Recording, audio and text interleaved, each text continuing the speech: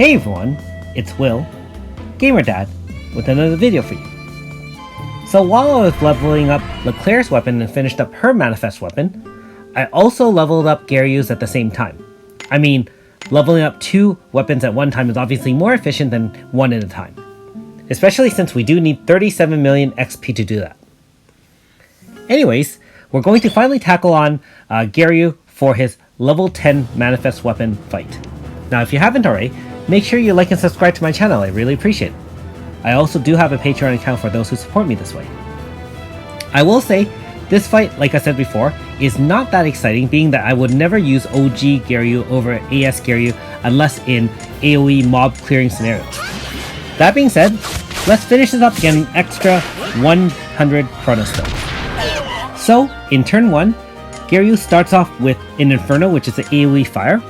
Keep in mind that we are using Mighty for Aqua Wall to protect our fire resist shielding by 50%, and we are using Mana's Queen of Hearts to debuff Int by 35% while boosting our own power on everybody by 35%. That will help Leclerc with her new manifest weapon as well as Cyrus with his personal weapon to do more damage to Gariyu. Now I realize that Mighty will be doing less damage, but realistically speaking, we are not using him at this particular point to deal a lot of damage, mainly to boost the AF bar. Otherwise, he does do turn 2 Fiendish Flame, which is a single target fire attack that can do power debuff as well as give poison status. And then his turn 3 will be an Explosion, which is a 2x XL single target, and it actually boosts his int when he does that. So very similar to Rev Eternal, which is Mighty's manifest weapon, leveling up Nightmare Gift so that each time he uses it, he boosts his own int as well. And then turn 4 will be Fiendish Flame again. Turn 5 is Explosion yet again.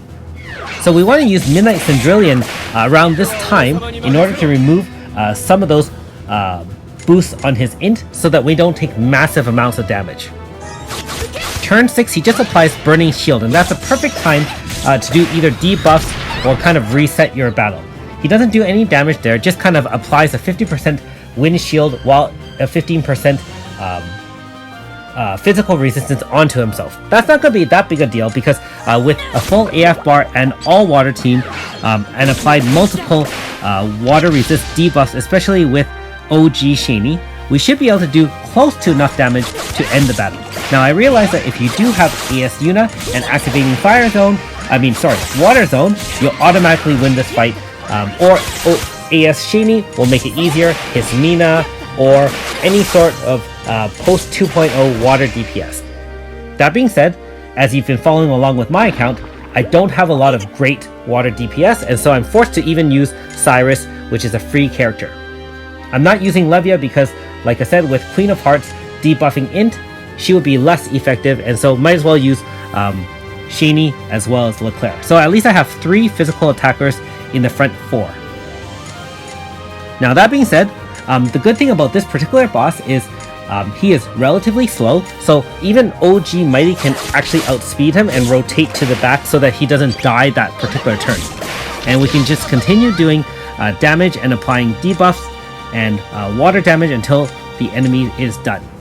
Now if you had a more powerful water team, I think that 1 AF would have ended it, and that's pretty much it. So that being said, it is about a 7-turn rotation, and after the after the Burning Shield, the Inferno rotation starts again. And there you have it. Just keep the int debuffs on and you should have no problem. I would also say that you could probably use Annabelle in this case if you want, especially since she has Elemental Wall as well as Holy Saber. But I chose to use Mana only because, like I said, it boosts my DPS at the same time. Alright, level 10. Sweet.